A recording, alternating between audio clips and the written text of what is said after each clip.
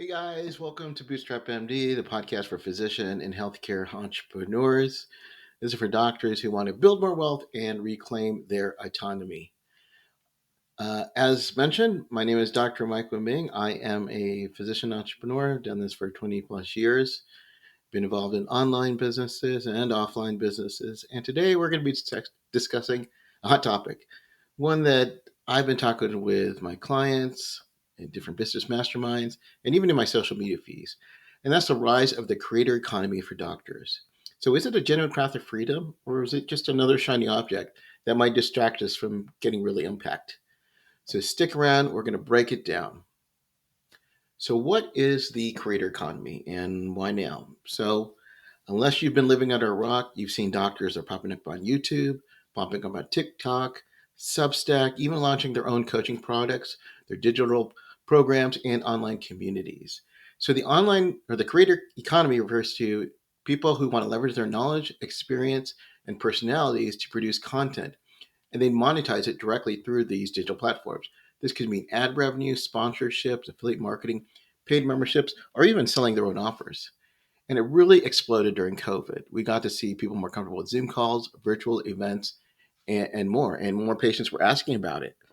So doctors had more flexibility and, frankly, more frustration with the traditional healthcare system. So that set the stage for this creator economy shift. So platforms like YouTube became more than just entertainment, they became a stage for authority. TikTok wasn't just for dancing anymore, it became a really powerful tool to educate and to help you build massive audiences quickly. You can use Substack to create newsletters, so letting physicians write what they really thought and without worrying about the hospital public relations departments. And here's what really kind of changed the game. More physicians realizing that their real value isn't just in procedures or doing billable units, it's in their own perspective. It's about their story, their ability to connect, their ability to simplify, their ability to teach. So, why is this all happening? Because the rules of influence have changed. You don't need a network TV deal to build an audience. You simply need a camera, you need a message, and you just need to be consistent in doing it. The barrier to entry is lower than ever. So the upside, it's potentially used. So why are more physicians wanting to become creators? I get this every day, every other day. Doctors coming up to me, they want to start their own YouTube channel or TikTok. So let's talk about specifics. We crave autonomy. As creators, doctors are no longer bound by the restrictions of hospital marketing departments, by insurance coding, or let's face it, bureaucracy with medical boards in the establishment. You choose what to say, how to say it, and when. So, you may have heard of Mama Dr. Jones, Dr. Danielle Jones. She built a global OBGYN platform simply by sharing stories, authenticity, education, and numerous videos on women's health. And she does so on her own terms. Second reason, income diversification. We know that clinical income is capped. You can only see so many patients in a day, no matter how much they try to cram it through, you guys. But through the creator model, you can generate revenue from multiple streams. You can do it through affiliate marketing, where you simply get paid by recommending different products and services that you like. YouTube ad revenue, you can do this once you hit over 1,000 subscribers and 4,000 hours of watch time. You can create revenue through digital products like ebooks, creating checklists and templates, or self-paced courses. You can create high-ticket offers by doing one-on-one coaching or building business masterminds. You can do this whenever you want. For example, maybe you're working as an internist, but maybe you focus on weight loss and you could create a 6-week metabolic reset course while still practicing part-time in your clinic. Remember, traditional practices are local, but your content can be global. So one place YouTube video or Instagram reel, you can reach potentially tens of thousands of patients, clients, or collaborators. More importantly, you begin to attract your tribe. So these are patients who align with your philosophy or other doctors who want to learn from you. Finally, it's about credibility and growing your personal brand. Your content become your modern day resume. Whether you want to book more speaking gigs, launch a podcast, or get media interviews, having a consistent content presence boosts your authority exponentially. So it's not uncommon for doctors to get invited to national news outlets or publications, even after one viral post. I remember one example that I did several years ago was I wanted to do a press release. I wanted to talk about carpal tunnel syndrome, and I noticed my son was having symptoms after an episode of playing video games that was very related to carpal tunnel. So I just sent out a press release about it, and I had at the time MTV News contact me where they wanted to interview me and learn more. So in short, content creation can help you grow your reputation, your revenue, and your reach without adding another shift onto your calendar. So let's take examples of success stories that I think are worth studying. These are examples of doctors who built thriving personal brands through the creator economy. Dr. Kevin Jabal, I believe, hopefully I'm saying his name right. Kevin, if I'm not, might forgive me. Been following him on Med School Insiders. He started by creating videos for medical school applicants, everything from how to ace the interviews to dealing with burnout. His channel now boasts over 1.5 million subscribers. Since then, he's launched online courses, brand partnerships, and built a full media company, all while empowering future physicians. One of my favorites, Dr. Ali Abdal. He's a former general practitioner from the UK. He started making productivity videos while working as a doctor. He now runs a 7-figure creator business focusing on helping knowledge workers and entrepreneurs become more effective. Through his YouTube, through his online courses, he has a part-time YouTuber academy.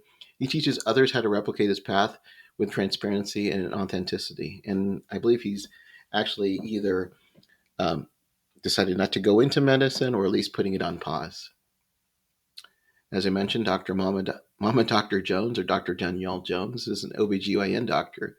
She's also a mom of 4. She turned TikTok and YouTube into platforms to help educate young women and families about reproductive health. She then breaks down complex topics with humor and honesty. She builds trust and loyalty with her audience. And she's also used her platform to combat misinformation and influence policy conversations. Then I know a favorite of a lot of you guys, Dr. Peter Artia. He's a physician focusing on longevity and optimal performance. So he took a different route. He decided to go to doing long form content. So he's a podcast where he dives deep into science heavy topics. And then he has a premium membership site offering expanded content. So he's built a business around intellectual depth and curated exclusivity. And then finally, someone near and dear to my heart is myself, Dr. Mike Woo-Ming. I built Bootstrap MD, and I've been fortunate to coach physician entrepreneurs. I develop programs like we recently had our physician author blueprint program, helping other doctors write their own books and building revenue streams beyond the exam room. So that content has allowed me to scale, to partner with some really cool people like Dr. Peter Kim and Dr. Ann Trong. And then my message then impacts far beyond my Southern California practice.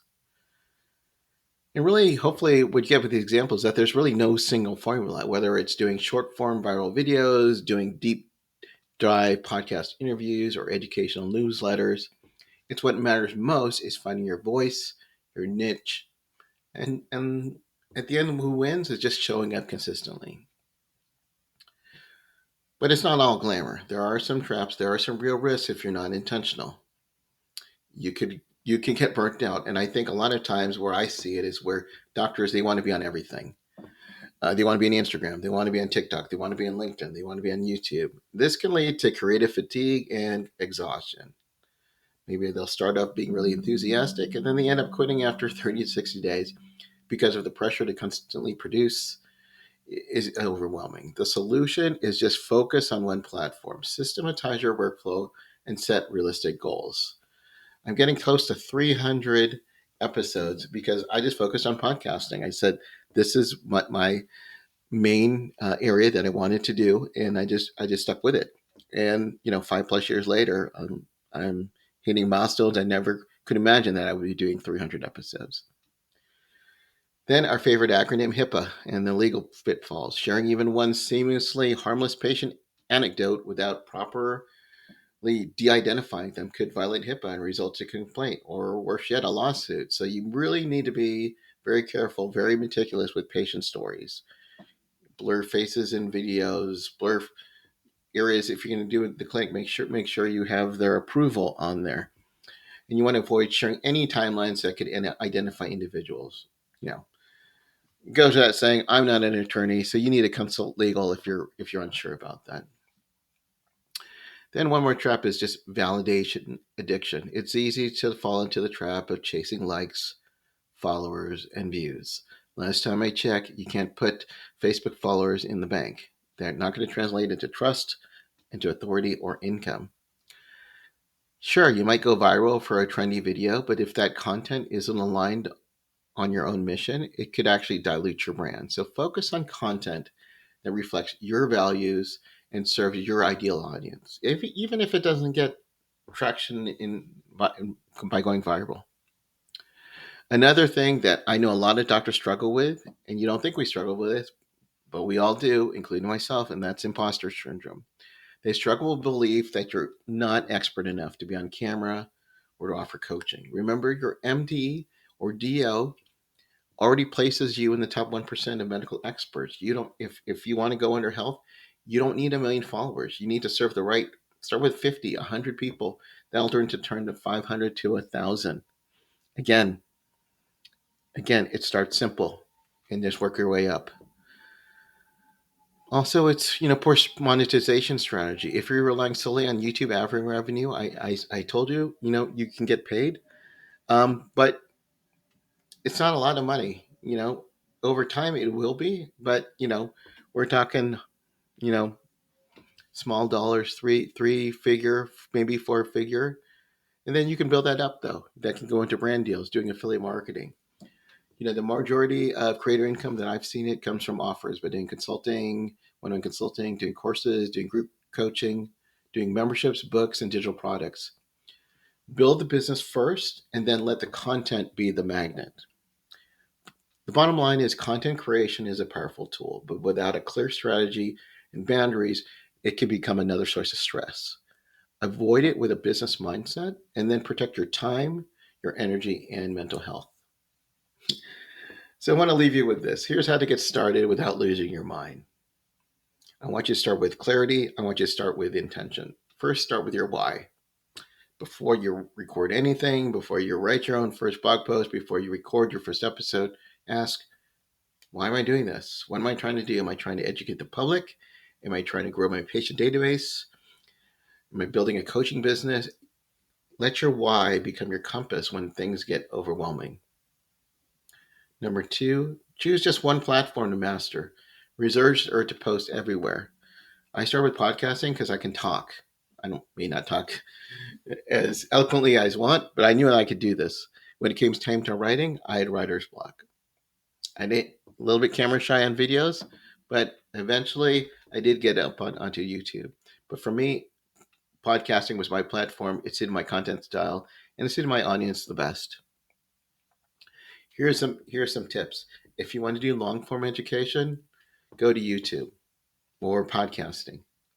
If you want quick engagement, you want to do TikTok, YouTube Shorts, Instagram Reels. If you're doing written thought, the written word, I would recommend LinkedIn or Substack. The great thing about doing this is once you do like written content or any type of content, you can then purpose it. You can take your written content, make it into audio, make it into video. If you're busy, we all are busy, then batch. I try to schedule content where I'm recording 2 to 3 episodes at a time. Created content in focused sprints. You could record 3 to 4 videos in one afternoon or write 3 email newsletters in a weekend. You can use AI tools like Buffer or Later to schedule your posts. What this does is it reduces decision fatigue and keeps you consistent. Launch with a simple offer. Don't wait until you build a huge audience. You can offer something simple. If you're going to do coaching, maybe start them up on a strategy call, a downloadable guide, a 3-day email course. Then promote that offer regularly in your content. That's how you start turning views into value. And then finally, you can't change unless you measure it. So track what works. You can use analytics to redefine your approach. Which topics gives you the most engagement? Which calls to actions drive signups? Which video gets shared? Which don't? Data-driven decisions help you grow faster without you burning out.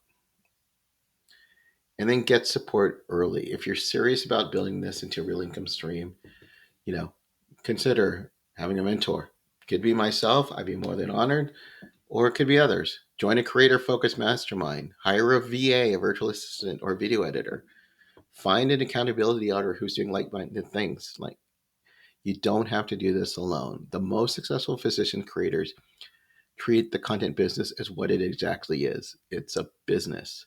You do that with strategy, systems, and support. So, to wrap up, the creator economy can free you from the grind, but only if it aligns with your mission and you treat it like a business. So, Doc, what are you going to create? I'd love to hear it. Reach out to me on bootstrapmd.com. If any of this resonates with you, please subscribe to our podcast at Bootstrap MD, wherever you listen to the podcasts. Also, join our school platform. This is where you can find other like-minded doctors at school at Doctors Online Success, SKOOL, and happy to have you join. I think we have over 100 doctors right now where we're talking about topics exactly like this. So, again, I want to thank you for listening. Remember, as entrepreneurs, you're going to have your ups and your downs. Just do something a little each day. Keep building, keep creating, and keep moving forward.